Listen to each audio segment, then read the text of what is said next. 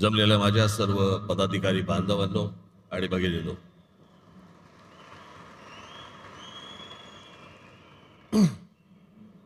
सर्वप्रथम मी आपणा सर्वांना या दिवाळीच्या मनपूर्वक शुभेच्छा देतो।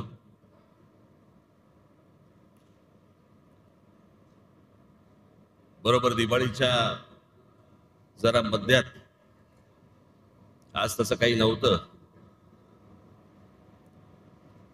त्याच्यामुळे आज हा मेळावा इथे घेण्यात आला।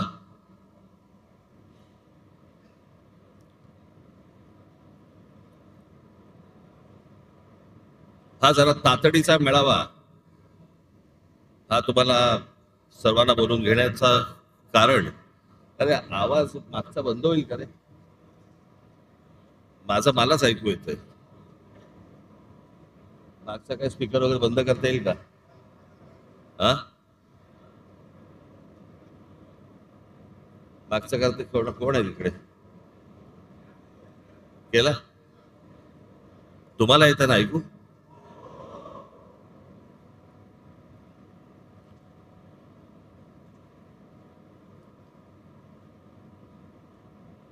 यावेळेची जरा जेव्हा लागेल तेव्हा आणि जेव्हा आपण ठरवू तेव्हा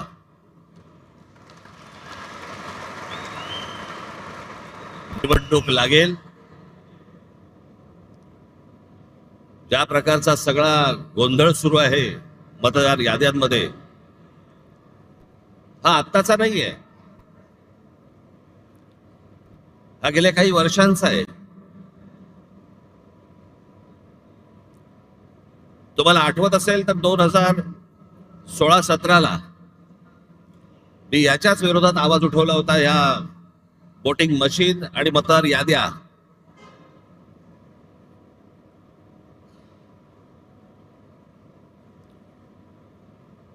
त्यावेळेला आपल्या MIG क्लबमध्ये तिकडे पत्रकार परिषद पण झाली होती, सगळ्या पक्षाचे सगळे लोक पण तिकडे आले होते, पण त्यातल्या अनेकांना मी काय बोलतोय याचं गांभीर्यच नाही समजलं। आणि मग ज्या वेळेला प्रत्येकाच्या दरवाजावरती टकटक व्हायला लागली,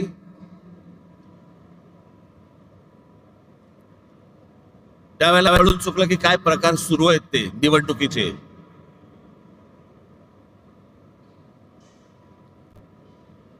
आताही बघा, गेली विधानसभा झाली, 232 आमदार निवडून आले, 232।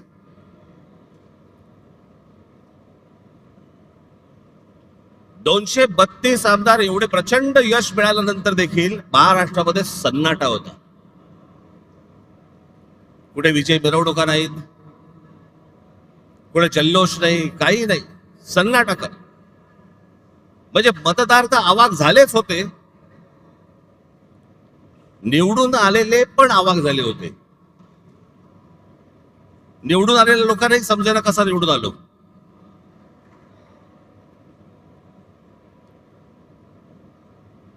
आणि मग सगळ्यांनाच कळलं की कशा प्रकारच्या निवडणुका चालल्यात या देशामध्ये, कशा प्रकारचे विजय प्राप्त होत आहेत, कशा प्रकारचं यश मिळतंय।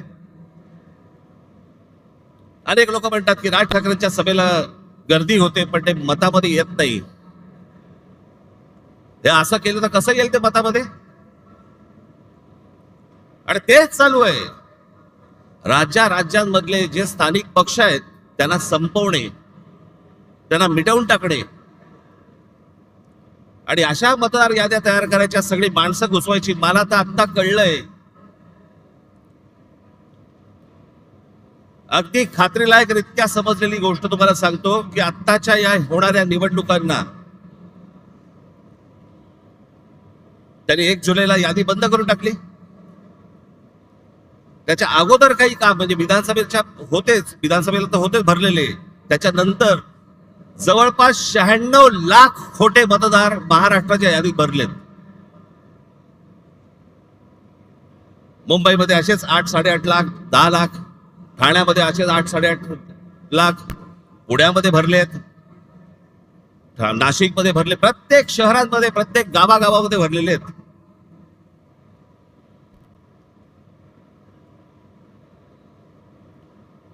अशा निवडणुका होणार आपल्या देशात.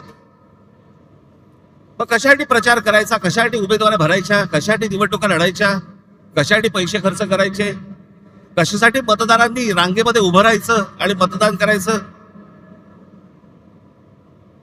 अशा प्रकारच्या निवडणुका जर होत असतील तर हा संपूर्णपणे या महाराष्ट्रातल्या आणि देशातल्या मतदारांचा अपमान आहे.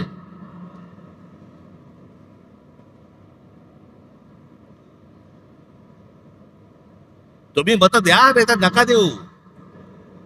मॅच फिक्सिंग झालेलं आहे, मॅच सेट आहे.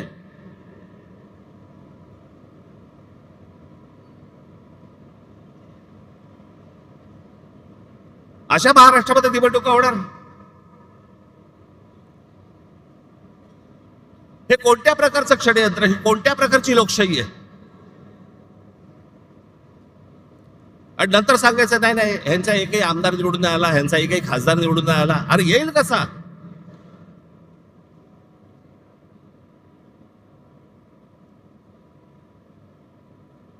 जर मतदार याद्यांमध्ये तुमची गणितच जर समजा सगळी सेट करून ठेवणार असाल, तुम्ही मतदान करा नाही तर नका करू. रिझल्ट अगोदर ठरलेला आहे.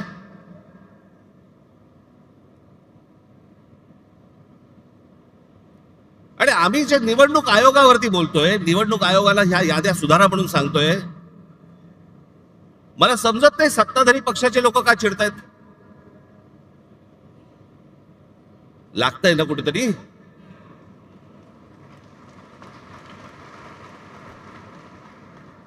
आम्ही निवडणूक आयोगाला प्रश्न विचारले की सत्ताधारी उत्तर देतात. तुम्हाला कोण विचारलं.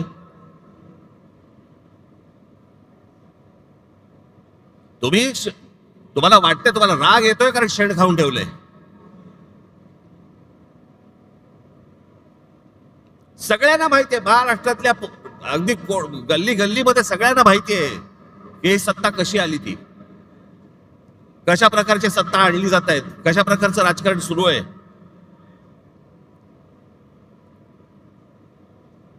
बरं, हीच माणसं ज्यावेळेला विरोधी पक्षामध्ये होती त्यावेळेला आता जे मी बोलतोय तेच गोष्ट बोलत होते. सत्तेमध्ये ज्यावेळेला वेगळे असतात आणि ही आता सत्तेतले ज्यावेळेला विरोधी पक्षामध्ये होते त्यावेळेला काय बोलले. माझ्याकडे एक नरेंद्र मोदींचं माझ्याकडे एक भाषण आहे आसाम मधलं. त्याच्या भाषणाची शेवटची जी 10 सेकंद 15 सेकंद आहेत ना, ते नीट ऐका. लावा. मैं आज सार्वजनिक रूप से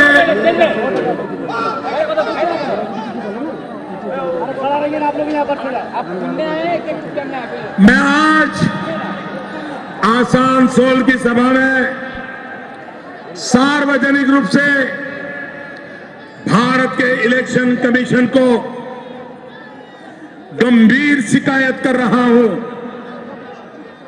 और मैं चाहूंगा अगर इलेक्शन कमीशन एक एम्पायर के नाते निष्पक्ष भाव से आने वाले 2 दौर के चुनाव कराने की हिम्मत रखता है तो मेरी बात को इलेक्शन कमीशन ध्यान से सुने. यहां भी इलेक्शन कमीशन के जो प्रतिनिधि होंगे, जो मेरा भाषण टाइप करते होंगे, उनसे भी मेरा आग्रह है कि तुरंत मेरा भाषण इलेक्शन कमीशन को पहुंचाया जाए. इलेक्शन कमीशन अगर गुजरात में शांति से चुनाव होता है वो कोई इलेक्शन कमीशन की क्रेडिट में नहीं जाता है. अगर महाराष्ट्र में गुजरात शांति से चुनाव होता है क्रेडिट इलेक्शन कमीशन को नहीं जाती है. अगर शांति से चुनाव पूर्वी उत्तर प्रदेश में होते हैं, बिहार में होते हैं, बंगाल में होते हैं, कोई रिगिंग नहीं होता, कोई शिकायत नहीं होती, कोई हिंसा नहीं होती, तभी क्रेडिट इलेक्शन कमीशन को जाता है. और मैं गंभीर आरोप लगा रहा हूं, आप इन इलाकों के इलेक्शन में रिगिंग रोकने में विफल गए हैं, हिंसा रोकने में विफल गए हो. झूठे मुकदमे हमारे बाबुल पे लगाए जा रहे हैं. इलेक्शन कमीशन का काम है नागरिकों को प्रोटेक्ट करना। आप अपनी जिम्मेवारी को सही ढंग से निभाएं, इसके लिए मैं आग्रह करता हूं। मैंने उत्तर प्रदेश में भी कहा था, कुछ सीटों के मैंने नाम कहे थे और मैंने कहा था वहां लूट चलने वाली है और इलेक्शन कमीशन कुछ नहीं कर पाया। आज मैं दोबारा कह रहा हूं, इन इलाकों में, बंगाल में, बिहार में, पूर्वी उत्तर प्रदेश में यही होने वाला है। क्या इलेक्शन की जिम्मेवारी नहीं है कि शांतिपूर्ण चुनाव हो, रिगिंग ना हो, मारकाट ना हो?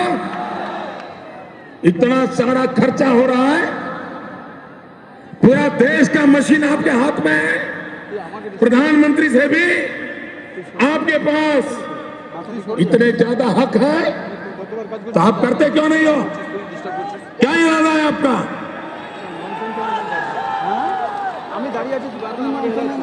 और मेरी इस बात से भी इलेक्शन को बुरा लगता है कमीशन को, तो एक और केस ठोकने की आपको इजाजत है। लेकिन निष्पक्ष चुनाव कराना ये आपकी जिम्मेवारी है। किस सरकार ने आपको बिठाया, कौन आपके मालिक है, उसके आधार पर इलेक्शन कमीशन काम नहीं कर सकता है। मैं बहुत गंभीर आरोप लगा रहा हूं। भाइयों बहनों, लोकतंत्र ऐसे नहीं चलता है। मैं जानता हूं 30 तारीख के चुनाव में कितना रिगिंग हुआ है।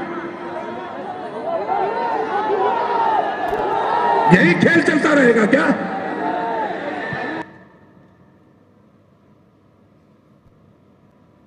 मी काय वेगळं बोलतोय? त्यावेळेला ते गुजरातचे मुख्यमंत्री होते, त्यावेळेचं त्यांचं भाषण आहे. आज ते स्वतः पंतप्रधान आहेत. आम्ही काय वेगळं बोलतोय? की सत्ताधाऱ्यांचे, या निवडणूक आयोगाला आम्ही पण तेच सांगतोय, तुम्ही सत्ताधाऱ्यांचे गुलाम नाही आहात.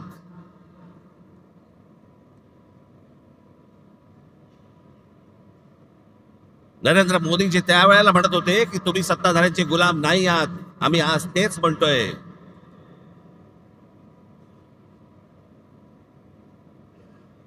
आणि याची हिंमत पर्यंत कुठपर्यंत गेली आता इथे महाराष्ट्रामध्ये? सत्ताधारी पक्षाचा आमदार स्वतः सांगतो की मी माझ्या निवडणुकीला 20,000 मतं बाहेरून आणली. जाहीररित्या भाषणामध्ये बोलतो. पैठणचे आमदार आहेत भुमरे म्हणून, त्या दिवशी त्यांनी भाषण केलं, त्या भाषणामध्ये त्यांनी सांगितलं. मग शिंदेनी त्याला काहीतरी डोळा मारला का काहीतरी केलं की दाढीवरनं हात फिरवला. मग लगेच तो बोलला नाही नाही, जे बाहेर गेले होते, स्थलांतरित होते, त्यांना मी आणलं. बघा, तुम्ही तुमचंच बघा. बेधडक सत्ताधारी पक्षातले आमदार तुमच्या नाकावर टिचून बोलतायत.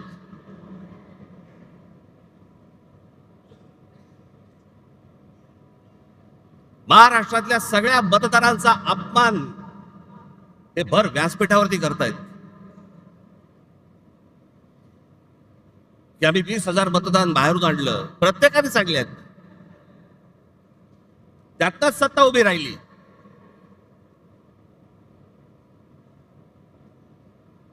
ही त्यांचीच माणसं बोलतायत.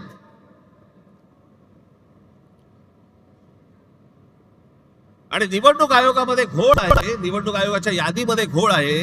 हे बोलणारे कोण आहेत आता? आम्ही तर आहोत.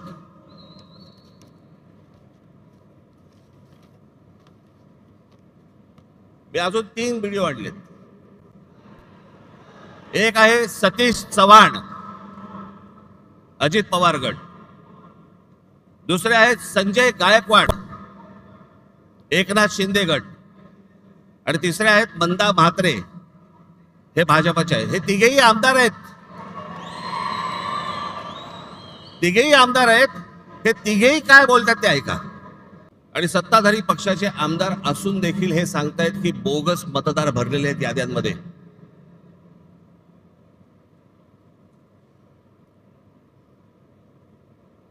भैया कोणत्या निवडणुका लागतात, कोणत्या चालू आहेत आपल्याकडे निवडणुका? हे गेल्या 10-12 वर्षामध्ये 15 वर्षामध्येच का प्रश्न पडले?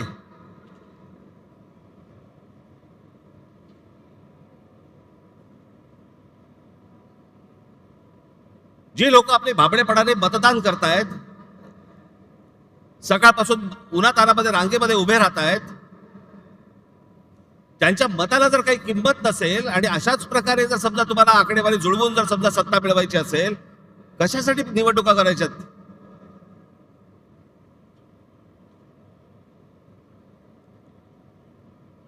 आणि आता पण ह्या ज्या सगळ्या चालू आहेत, आता याच्यावरती मतदारांच्या प्रतिक्रिया काय आहेत? हे सगळं कशासाठी सुरू आहे? केंद्रातही आम्हीच पाहिजे, राज्यातही आम्हीच पाहिजे, महानगरपालिकेतही आम्हीच पाहिजे, जिल्हा परिषदमध्ये आम्हीच पाहिजे. हा संपूर्ण महाराष्ट्र, ही महाराष्ट्रामधली सगळी शहरं ही अदानी अंबानीला आंदण म्हणून द्यायची आहेत.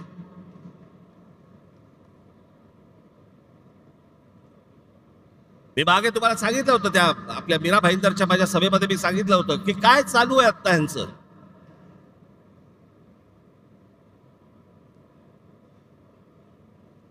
ठाणे जिल्हा हातामध्ये आल्याशिवाय मुंबईला हात घालता येणार नाही, म्हणून तिकडनं सगळी सुरुवात चालू आहे. ती पालघर पासून सगळी सुरू आहे.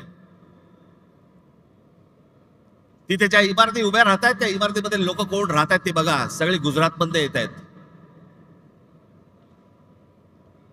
मी मागे जो विरोध केला होता त्या बुलेट ट्रेनला, तो याचसाठी, तो पट्टा बघा अख्खा,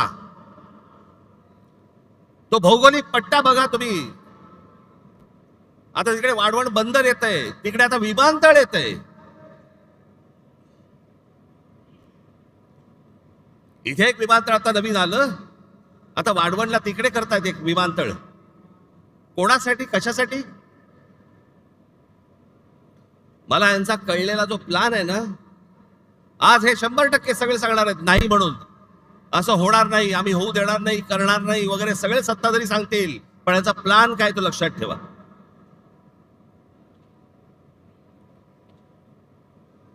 आता जे नवीन विमानतळ केलंय,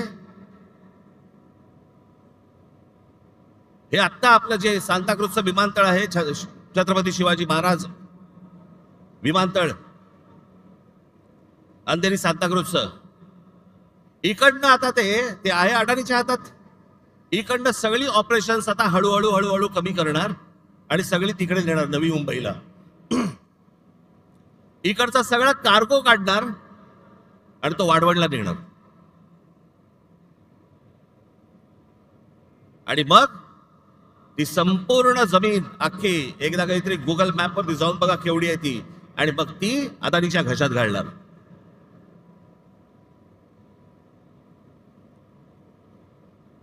जेवढा म्हणून तुमचं अस्तित्व आहे, सगळं हे मिटवायला येत आहेत. भारतीय जनता पक्षाला जे मतदान करणारे जे लोक आहेत ना, मराठी सगळे लोक, मला त्यांनाही सांगायचं आहे,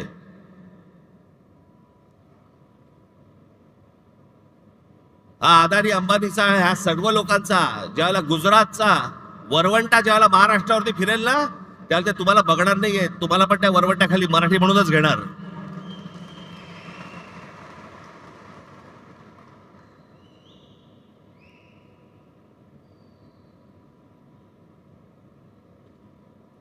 सगळ्या गोष्टींमध्ये अदानी. शस्त्र बनवायचे आहेत अदानी, वीज बनवायची आहे अदानी, टनेल बनवायचं आहे अदानी, रस्ता बनवायचा आहे अदानी, सगळं अदानी. आता तिकडे ठाण्यामधली एक जागा आहे, हे संपूर्ण हे तुमचं संजय गांधी राष्ट्रीय उद्यान, नॅशनल पार्क, या नॅशनल पार्क मधली एक जागा बघितली. तिकडे आता जंगल तोडणार आतलं, हा सगळा भाग येतो तो ठाणे जिल्ह्यामध्ये येतो, आणि तिकडे अदानीला पॉवर प्रोजेक्ट काढायचं आहे. त्याच्यामध्ये तिकडचे सगळे आता आदिवासी सगळे जे लोक आहेत त्यांना हटवणार, तिकडे जंगल तोड करणार आणि पॉवर प्रोजेक्ट टाकणार.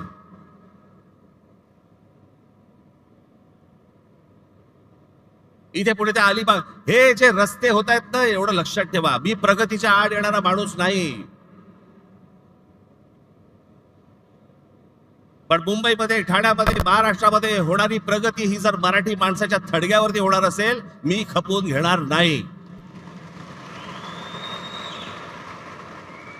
तुम्हाला वाटत असेल की हे सगळे रस्ते जे बांधले जात आहेत, सिलिंग पासून ते अटल सेतू पासून सगळ्या गोष्टी तुमच्यासाठी नाही येते. हे जे सगळे जमिनी घेत सुटलेत ना उद्योगपती, त्यांच्यासाठीचे रस्ते आहेत ते.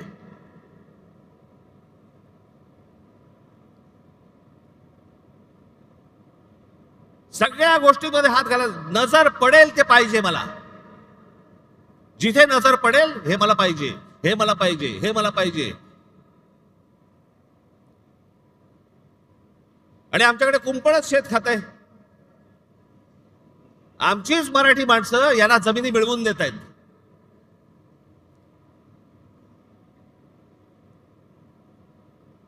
आमचे मराठी माणसं काही दलाल म्हणून यांच्यासाठी कामं करतायत.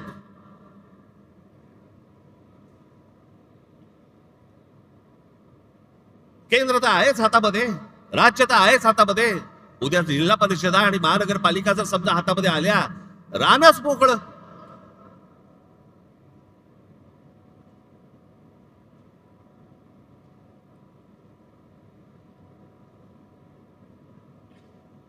हे काही सहज चालू नाहीये, हे सगळं प्लॅन आहे. हे इतक्या वर्षापूर्वीची जे सगळ्या गोष्टी आहेत ना, ज्याच्यासाठी संयुक्त महाराष्ट्राचा लढा झाला,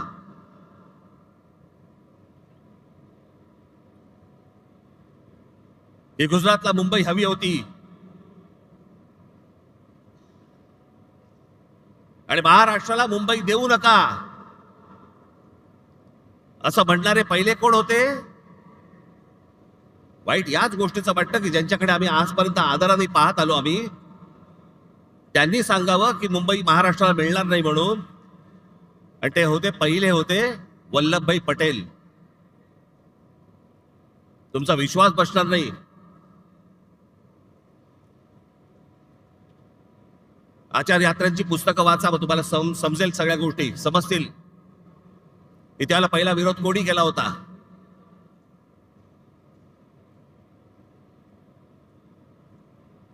हे आत्ताच नाहीये, हे जुनं आहे.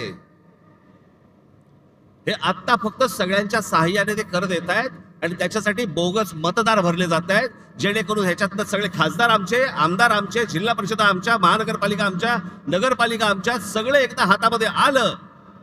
तुम्ही काय करणार आहात? नंतर काय करू शकता तुम्ही? नंतर काही नाही. एकदा हाताबंद गेलं, जमीन एकदा हाताबंद गेली, परत येत नाही. आणि जमीन हेच तुमचं अस्तित्व आहे. ते एकदा हाताबंद गेलं, त्याच्यासाठीची ही सगळी रचना आहे. माझ्या महाराष्ट्रातल्या सगळ्या मतदारांना माझी विनंती आहे, सतर्क रहा.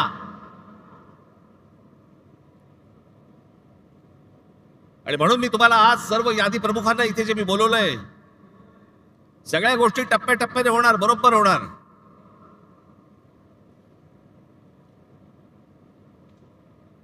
मी ज्या सर्व संपूर्ण यादी प्रमुखांना बोलवलंय, मुंबईचे आहेत, ठाण्याचे आहेत, कल्याण डोंबिवलीचे आहेत, नवी मुंबईचे आहेत, मीरा भाईंदरचे आहेत. घराघरामध्ये जा.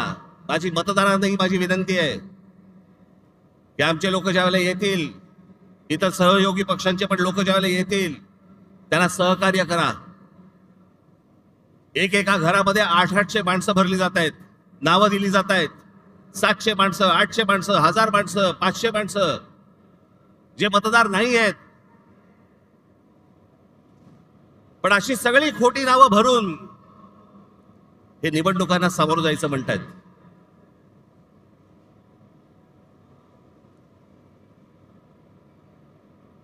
हे ज्या निवडणुका घ्यायचं म्हणतायत ना, हे जोपर्यंत ही मतदार यादी पूर्णपणे स्वच्छ होत नाही,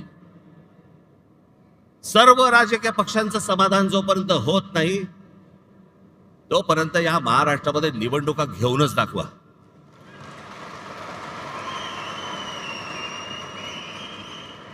या महाराष्ट्रातल्या निवडणुका शांततेने पार पाडायच्या असतील, पहिली ती मतदार यादी स्वच्छ करा.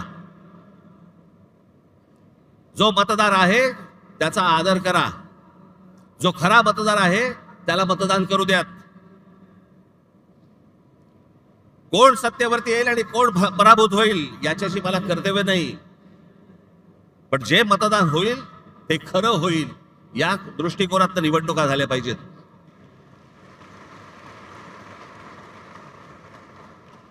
त्याच्यामुळे आता सर्व माझ्या यादी प्रमुख जे आहेत, माझे शाखाध्यक्ष आहेत, उपशाखाध्यक्ष आहेत, माझे गटाध्यक्ष आहेत, यादी प्रमुख आहेत, प्रत्येक ठिकाणी कोण कोण राहत आहेत, किती किती माणसं राहत आहेत, कोण कोण मतदार आहेत तपासायला सुरुवात करा.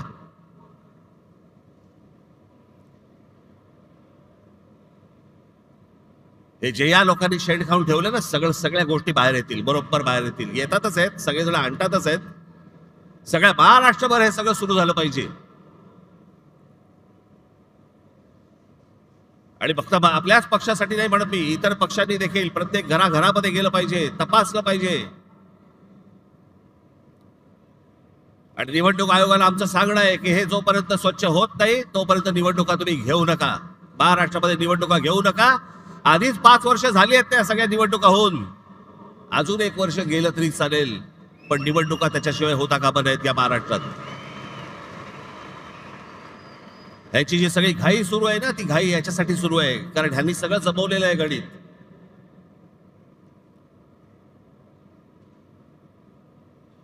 पुढे या सगळ्या गोष्टींचं पुढे कसं कसं जायचंय, कुठे कुठे जायचंय ह्याचे प्रत्येकाचे टप्पे ठरलेले आहेत. योग्य वेळी सांगणार.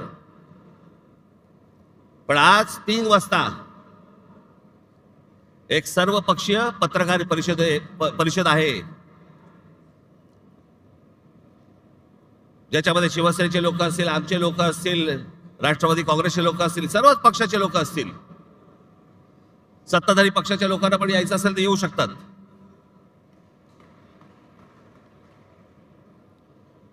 आणि पुढचा कार्यक्रम काय आहे हे आज 3 वाजता तुम्हाला सांगण्यात येईल. त्याची प्रतीक्षा करा आणि तयारीला लागा.